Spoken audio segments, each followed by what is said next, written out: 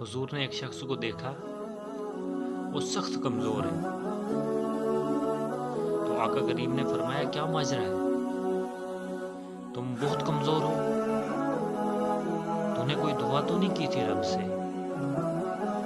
کہا جی ہاں، اللہ سے دعا کی تھی۔ کیا دعا مانگی؟ کہا میں نے اللہ سے کہا مالک جو بھی تکلیفیں ہیں، مصیبتیں ہیں، وہ آخرت کے حصے کی بھی دنیا میں بھیج دے تاکہ یہی فارغ ہو جائے، آخرت میری صاف ہو۔ تو بڑے دکھڑے ہیں، بڑے غم ہیں، بڑی اذیتیں ہیں، بڑی بیماریاں ہیں، جس نے مجھے کمزور کر دیا۔ بظاہر بڑی اچھی بھلی بات تھی کہ سارے ٹکڑے دنیا میں لے لیے، آخرت صاف کر لی، لیکن میرے حضور کیا ارشاد فرمایا؟